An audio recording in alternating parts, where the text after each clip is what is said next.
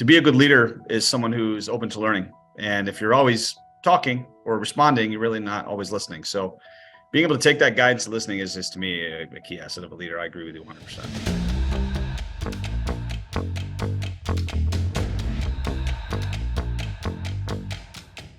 Welcome to the Break Free Podcast. I am your host, David Mancilla. We have done so far over 140 episodes on this incredible journey that I started back in 2020 during the pandemic time. And the whole reason for this podcast is to share, shine the light of the wisdom from the people that have a big heart and accept to be our guest, and people that are living life in their own terms, but also they're changing society for the better with the organizations they lead. And today we have with us an amazing example of that. Jeremy, welcome to the show, brother. Hey, David, how you doing? Glad to be here. Looking forward to it. Fantastic. Welcome. Jeremy, for the audience, can you tell me your full name, where do you live, and what do you do for a living? Sure, absolutely.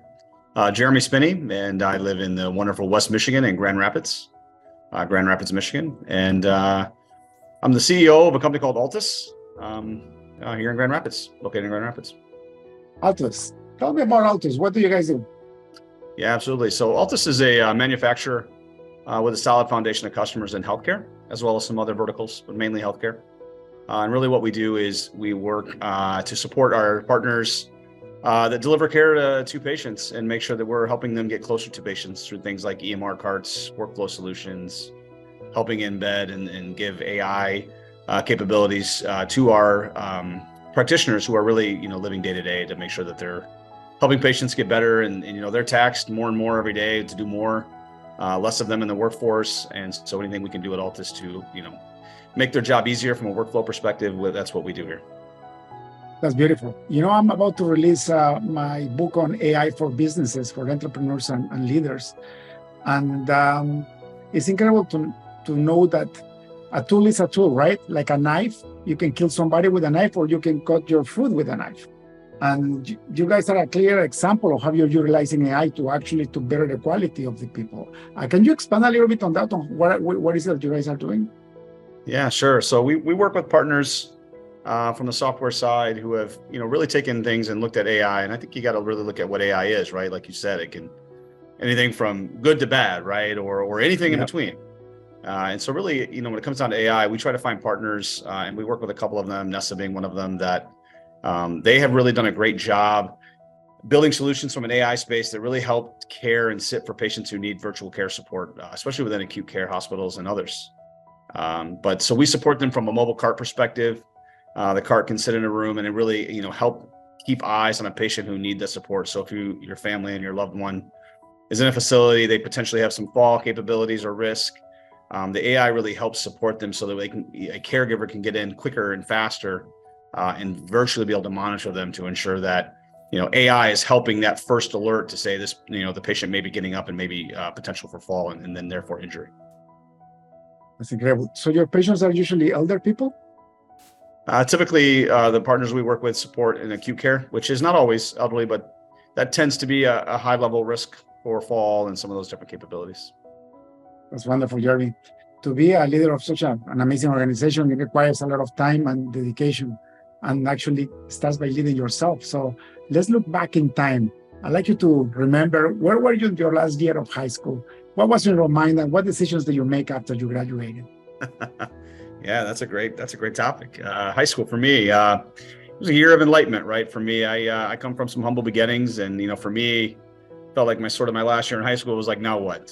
What do I do with myself? And what do I do with myself? And how do I get to where I want to be? And at that time, I had to do a lot of exploration. And I was really lucky. And it's a big thing for me in my career is to have good mentors and be a good mentor. I was lucky to have a couple my senior year in high school or my last year in high school who really helped me understand what life was going to be like. Not even sure I really knew they were mentors at that time, but really getting close with a couple people. One being a football coach who taught me that, listen, if you work hard, there's really nothing you can't accomplish. And, coming from humble beginnings, that really resonated with me. Like, listen, if I put my mind to it and I have the right mindset that I cannot lose, you could be successful in whatever that may be. And it's for, you as an individual, and for me as an individual at that time, I was trying to figure out what that was. And I think I did okay, but there was a lot of people that helped me along the way. And I think that was a big part of learning at that point, is that people can help you. What did you do? Did you go to college, or you went right into the workforce?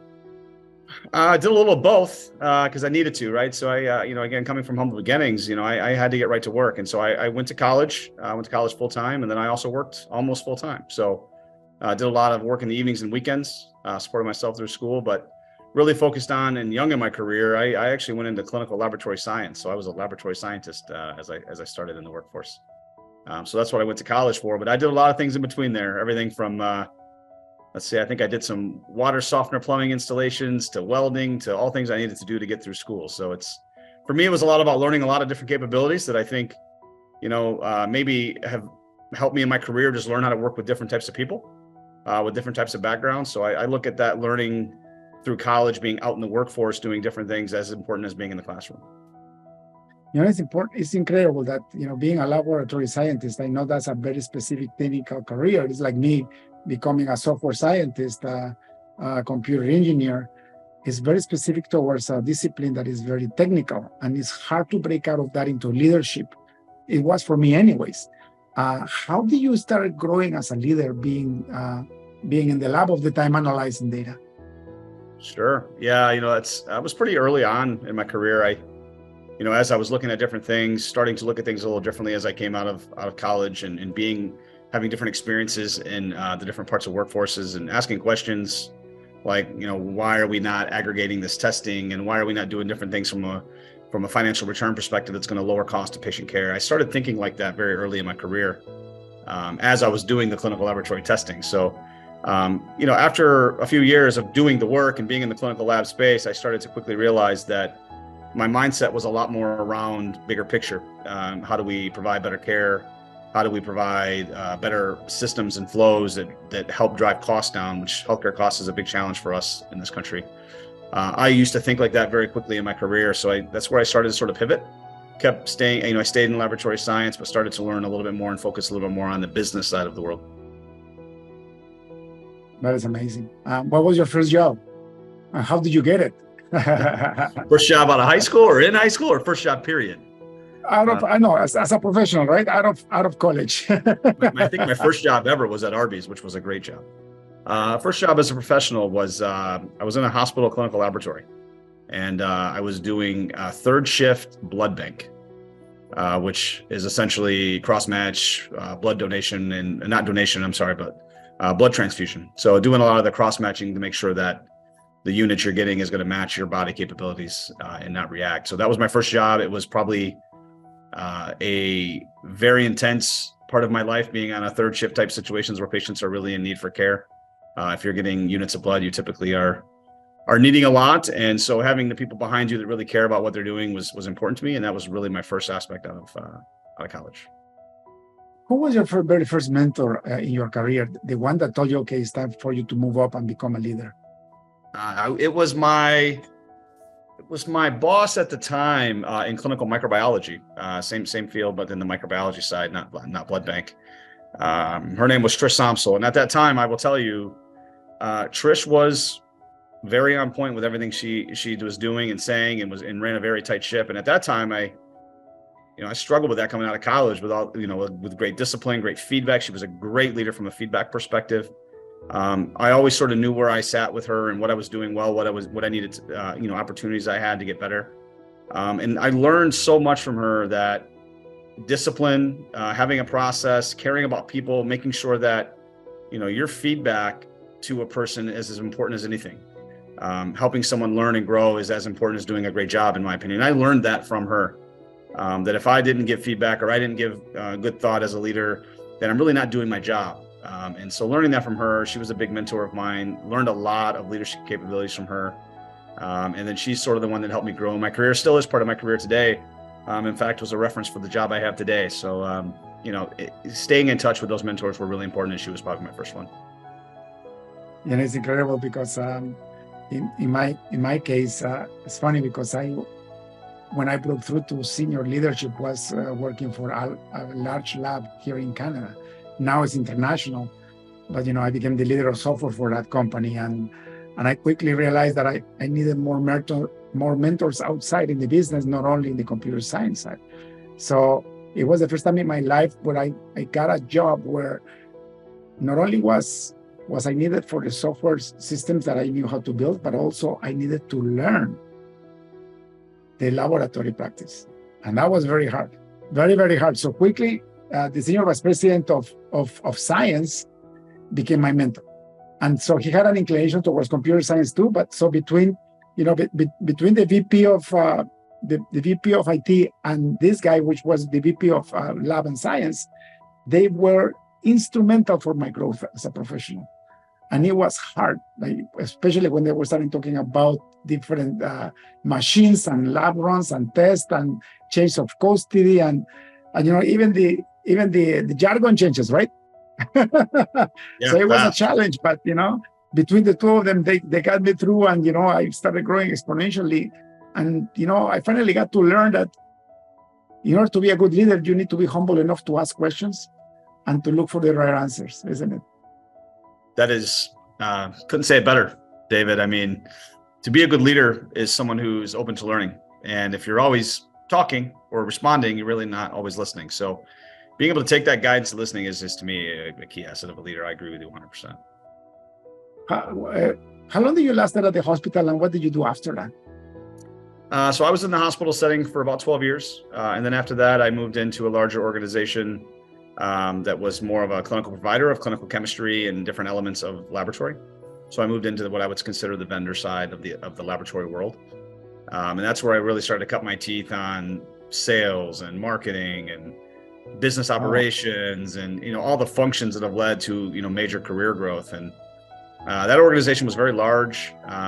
Siemens Healthcare was a very large organization, many different verticals in the healthcare side. And I think for me, that what was really cool about that role and that company was, anytime I raised my hand to do something different, they allowed me to do so. And, I think sometimes you can get scared, right, to do different things that you don't know, like you just kind of talked about with the lab side, right? I think it's easier to get sort of comfortable and do a really good job at what you do comfortably.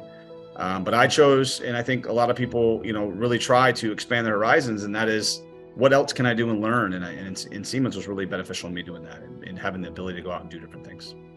And you touched a great point.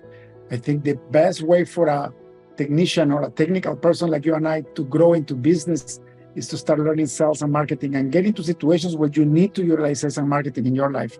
Because I remember when I got into leadership and then I decided to open my own software company, I knew very little about sales and marketing. I mean, when you are within a corporate environment, you need to know how to sell yourself and how to sell your team.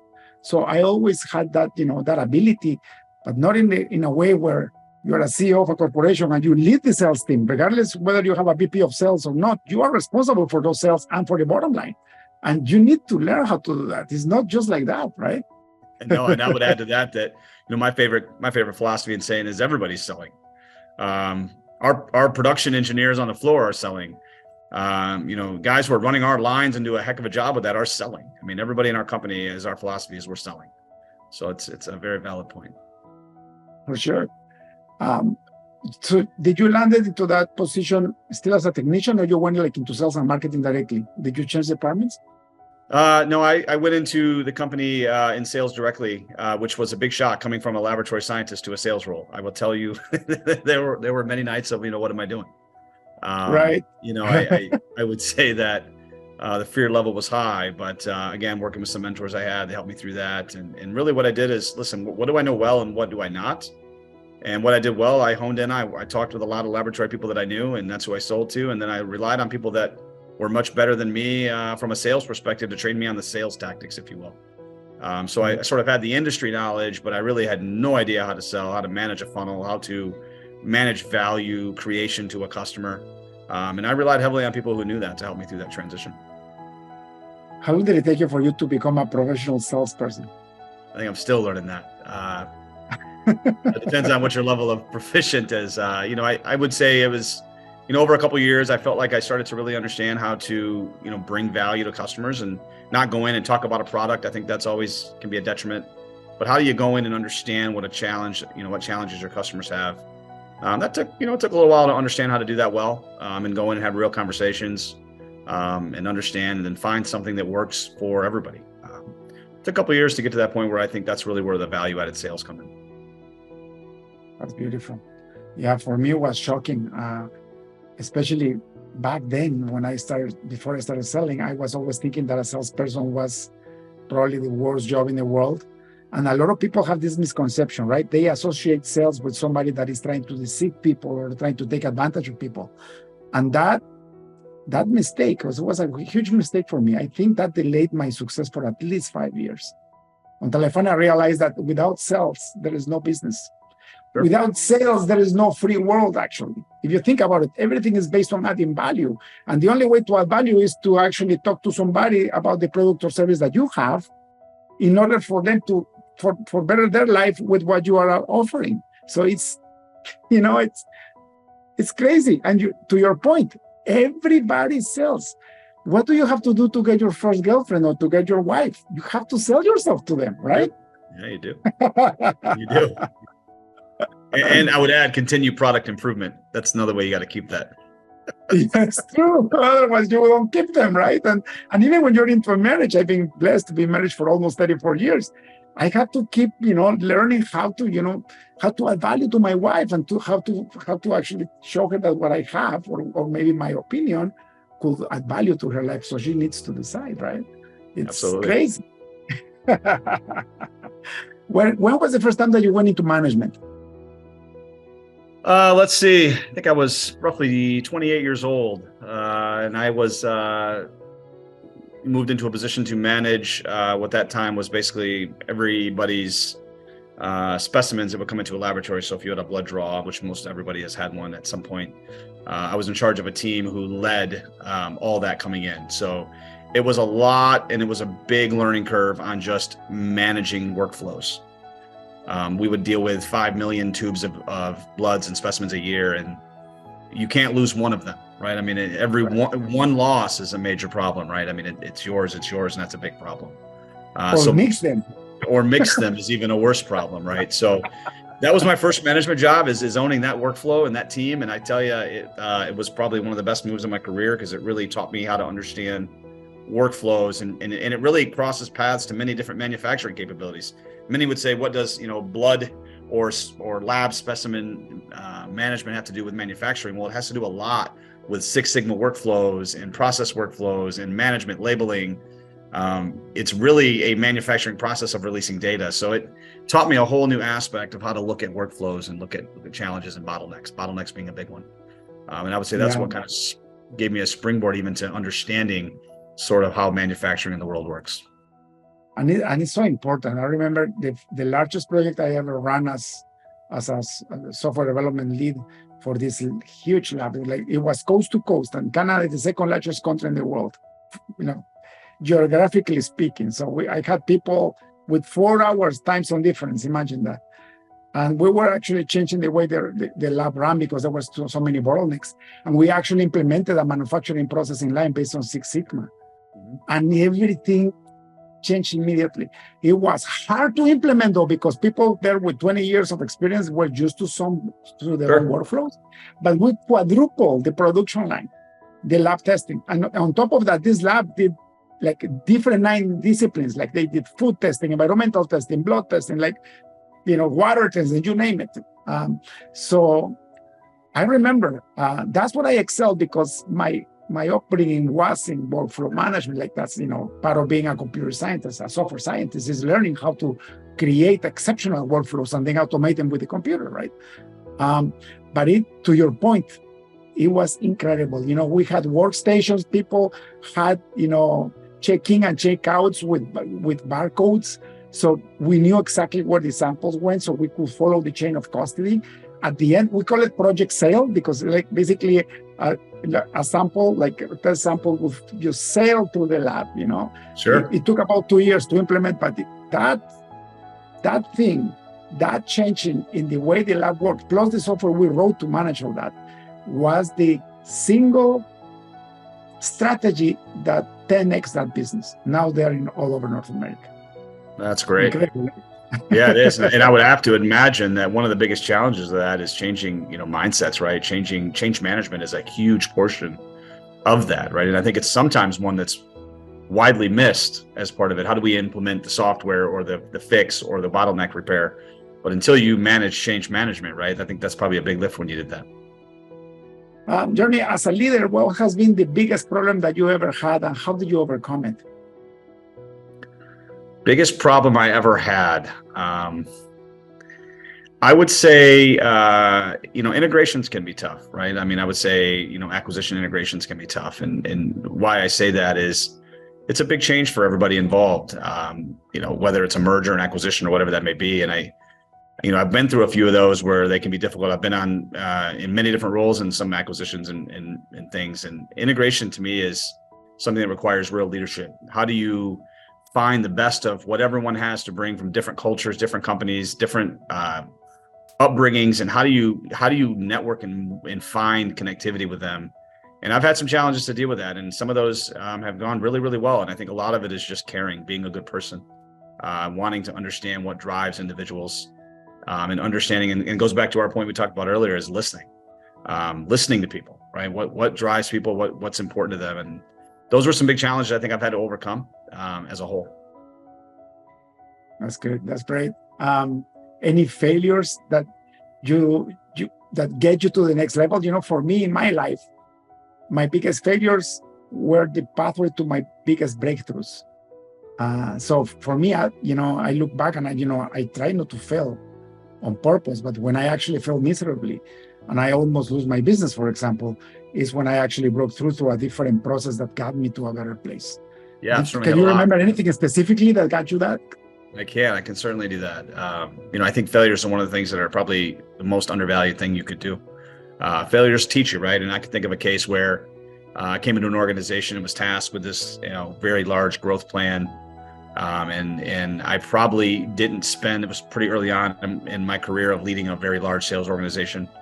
And I probably didn't do enough to really focus on what the real problems or challenges were in the opportunity. It just got right to work. We started doing a lot. We started doing a lot of hiring. We started doing some different things very quickly, thinking we could jump ahead of what we needed. And in hindsight, that was not a good move. We ended up costing the company money. We needed to do some backtracking on what was really the challenge in the market. Had to do some, really was around a portfolio challenge. But we tried to fix it with people. And so it caused a lot of strife for everybody. And so that was probably one of those big takeaways where I'm like, listen, I need to probably do a better job of, again, listening, understanding, doing my due diligence to understand why something is happening before we go right to a decision. And those are those failure points where you learn those things, because you never want to deal with the repercussions that come out of that. So it's beautiful. What were the steps that you took in order to become a CEO of a leading company like you are right now? What do you think was that factor that accumulated enough experience for you to get to the top? Yeah, I think the biggest thing for me is curiosity. It's kind of what we talked about earlier a little bit. I think you can learn so much by doing, something in one vertical. For example, understanding bottlenecks and workflows in a computer lab can play so many other roles in other verticals in business, around anything from manufacturing, warehouse management, et cetera. So one of the things I think that got me to where I am is I was always one that was very open to doing those things. I would say I was very open to taking on, roles that weren't, quote unquote, if I could do that, not my job. And, I think the more you're open to doing things that, quote, aren't your job, you become more valuable. You learn skill sets that you didn't have to apply for that job, or didn't have the skill sets to get that job. But I raised my hand to volunteer or learn how to do that to fill a gap.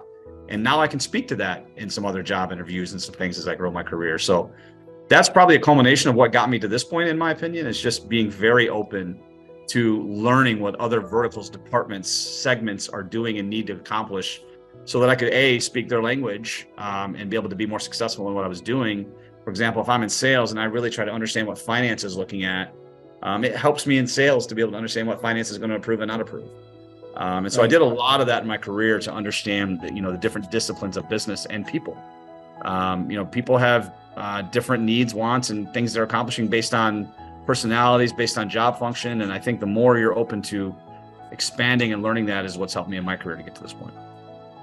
It's beautiful. If you look back with the experience that you have now, you could open a door and going to a time machine and you were able to talk to the 30-year version of yourself, what would you tell yourself?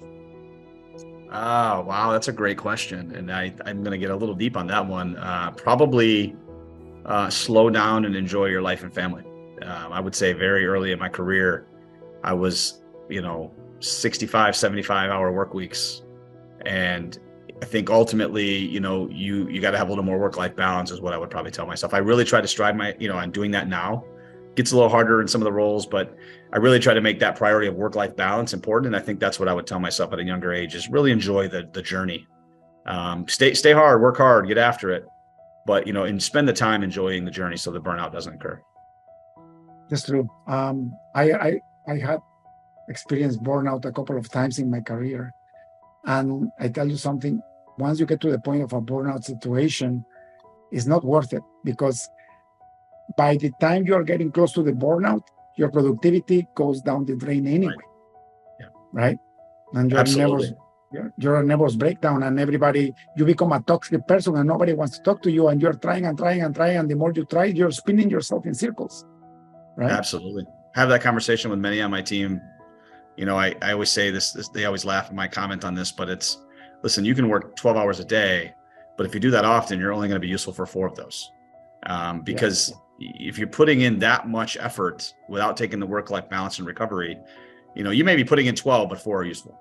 And so we want you really putting in 8, 9, 11 useful, right? We want all the hours of your year and the time you're focused on your career and your education and your work to be beneficial time, not just hours. For sure. And, and also life is not only about a career. There is so many other aspects in life. Like, what about getting married and having kids? And you are blessed to have those. How about spending some time with them too, right? That's the best job in the world, being a parent, in my opinion. It's the hardest job in the world. But absolutely. And that's another saying we have around the team here and what we do is that we work for money. We love what we do. You want to be able to go work and you want to be able to love what you do for work, but ultimately you work for money.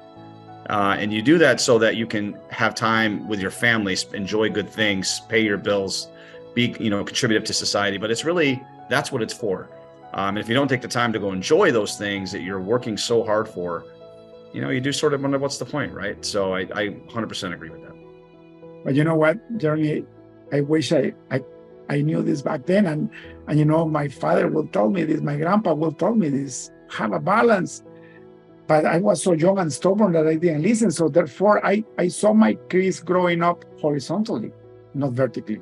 And some of my regrets in life is that they will never be little kids anymore. Right? I mean, I have great relationships with my kids still, and they're all in their 20s now. But if I could look back in time, I bet if I would have worked smarter, I didn't have to work so hard. So I could have accomplished the same things that I accomplished with probably 20, 30% less of the time invested. Right? Couldn't agree with you more, David. Couldn't agree with you more. So for the people listening, if you're in that situation, guys, ladies, the ones that have ears to hear, listen to this because time goes by and nobody will make your kids younger anymore, right? And they take their cues from you too, right? I mean, I want my children to know that I care about them every minute of the day, right? Now, I can't be with them 100 times or 100% of the time, but anytime you can, right? It's so key because nothing's worse than getting one of those sort of, iPhone historicals and seeing your child from a memory of 8 years ago. And for me, it always gets me like, wow, I cannot believe they're so big already. Nothing changes that and you don't want to lose that. Exactly, for sure. Regarding your time off, what do you think is the best or how often is the best thing for a professional to take some time off and so that they can recharge and don't go to the point where they are about to burn out? I think it's individualized, right? I mean, I sometimes do things a little differently. I'll sometimes go very hard for a good period of time and then I need 2 days, right? Or I need a day or two or a long weekend. I try to do more of that personally because I feel like, a long weekend every, couple months helps, right? To reset and have a little bit more time than you normally would have. I tend to take my family vacations, right, where everyone's sort of planning this massive schedule around school and sports and all these things. Those are those kind of week-long or week and a half long vacations. Those we plan in advance to make sure everyone sort of has the right time off. But I think it's important to take those little, what I call like sort of mini breaks, where you're adding that long weekend. Maybe it's Friday, maybe it's a Monday of vacation time, just to make sure that you're not trying to do just weeks at a time. Because sometimes if you haven't gone on many vacations, that's exhausting. Many of my week-long vacations, I feel like, are more exhausting than work sometimes. They're great because you're with your family all the time, or friends, or whoever you're with, or whatever you're doing on your own, but you can be tired. So I think taking those many times really is a chance to just kind of do a little more recovery. That's incredible how similar we are, Jeremy. My vice president of operations, he's been with me for over 13 years now. He takes 4 days off, including the weekend, so 2 days off on the weekend, or a long weekend plus another 2 days. But he does that very often throughout the year. It's very hard for me to convince him to take 7 days off in a row. And I ask him why, and he says, "Why would I do that? So when I come back, I have so much backlog work that I'm going to have to be working nights and weekends just to catch up." Right. You know? And I am the same way. My whole career, I was just looking after 2 extra days after a long weekend. So instead of just having a long vacation, I will have a lot of mini vacations throughout the year so that I could actually recharge. And I think it's a great life hack, right? It is. I absolutely agree. It keeps you more engaged and involved as well with things. So absolutely. Exactly. The secret though is that once you go, completely turn off. Completely turn off. Don't look at your phone, don't look at your computer. Have the time. It's not a long time, so have it for you and for your family, right? Yeah, and I would say that's 100% probably easier said than done. I'm challenged myself on that. I always tell myself, hey, I'm going to turn the phone off, or I'm not going to look at the phone. And it's I can't say easy. It's a battle, but it's so important. If you had a team of like 10, 15 young professionals that wanted to have your job eventually, what advice would you give them to advance their career? Be aggressive in wanting to expand your knowledge base. Don't wait for a job change or a title change. If your organization is looking for people to learn and cross-train, be the one that steps up and does that. If you are in sales and they need some help doing billing, go learn billing, because it's going to help you in your sales and your overall career. Learn other aspects of the business and be the first to raise your hand to go learn those things. If it's not your job, that's not the answer. If your comment is it's not my job, you're going to be probably in that job for a long time. If you want to grow your career, really, it's expanding your ability to go and say, hey, I want to learn other things. That's fantastic. And I remember advice that I got from another entrepreneur. Well, he's not an entrepreneur. He's also a top CEO for a large organization. And they were building ship. They were building the yachts, all the floating in the yachts, one of the largest companies in the world that does that. And he got asked to lead this company. And he said, the only way I will actually join you as a CEO is if you let me do 3 months in every department before I become a CEO. And he spent a year just going from place to place to place to place, just learning the entire business and all the operations and all the workflows, including sales, marketing, production, everything, accounting, finance. Then he became the CEO and he doubled the company. Absolutely. The company size. That's a huge advantage to be able to do that, right?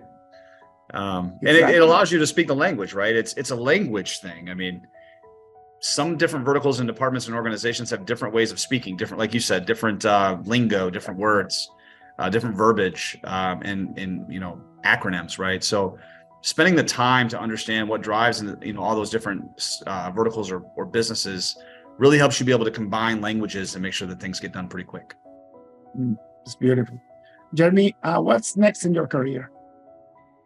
What's next in my career? I would say, continuing to focus on people. That's a big thing for me. Focus on helping people achieve their best. So I'm going to continue to do that in my career. If I can help others succeed further in their career, that's what drives me. Continuing to spend more time with my family is important to me. As we talked about, it's extremely important. So finding continuing to have work-life balance and in helping others understand that you can be very successful and be a very good friend, partner, whatever that may be in life as well. That's beautiful. Jeremy, Thank you so much for your time. I will ask you one last question. I want to appreciate the time that you have with me, but I don't want to abuse it, If you had access to a billboard in front of the busiest highway on earth, what would you write in it? What would I write in it? I would say I would write the word work ethic, because I think it's something that if you have work ethic and you understand work ethic, whatever your challenge is, you're going to get through it. So to me, I think work ethic is something I would write up there. It's very important to me, and I think it's important for everybody. Work ethic. Can you describe what's the best work ethic that you ever experienced? I would say self-motivation. Having the ability to say, I want to achieve things that maybe I didn't think I could achieve. Or something that may be harder to achieve. If I'm faced with a decision, there's an easy one to the right and a hard one to the left. How do I take the hard one that's the right one? That's, to me, work ethic, is that I'm going to get it done, whether that be family, whether that be work, whether that be career, whether that be education. Ensuring that you're not taking the easy road, I'm taking the right road, which many times, in my opinion, is usually the harder one. That's work ethic to me. And that's how discipline is what distinguishes people. If you really want to get advanced in life, not only in your career, but in life overall, you have to take charge, and you have to keep up the challenge and have enough confidence in your creator and yourself that you can actually do this. We're in the process of completely changing our company. I run 7 businesses, but my main business is a software company. And now we are evolving the entire business towards artificial intelligence. We have done artificial intelligence since about 10 years ago. But now, as time changes, the entire business is being transformed to that. And it's not easy, right? And you have to work with people and culture and mindset, and make them realize that now machines will write software for them. They're no longer going to be the software developers themselves, but they're going to be the architects telling the machines what they want, because It's not easy to do either. But I am ahead, I know, for example, that 5 years from now, we no longer will have software developers at all. We're only going to have prompt engineers. But I know this because I'm in the business. So while people still looking for software developers, I'm already teaching my developers, the rest of them, how to become a prompt engineer and an architect, so that we can add massive value to the world. And it's not easy, but I'm taking the leap of faith, knowing that not only myself can get it done, but also my entire team. And that's what it requires. That's the work ethic that you're talking about. And it's, thank you for that. That's imperative. Awesome. And you're the first one that says this in these 3 years of the podcast. So congratulations about that. Yeah. Well, lucky sometimes, I guess. Jeremy, thank you so much for your time. If people would like to find out more about Altus or yourself, where can they find you? They can find us on any of your socials, LinkedIn, whatever that may be, Jeremy Spinney, or you can find Altus Inc. We're all over the place there. And we're happy to take questions, whatever you have. Happy to help. Fantastic. Jeremy, thank you so much for your time. God bless, and I'll see you around. David, thank you. Thank you very much for the time. That's all for today's episode of the Break Free Podcast. Head on over to iTunes and subscribe to the show. Starting your own business can be tough, but it doesn't have to be. Visit davidmansilla.com to pick up a copy of the #1 international best-selling book, Breaking Out of Corporate Jail. Expand what you consider to be possible and reach your full potential. And join us on the next episode.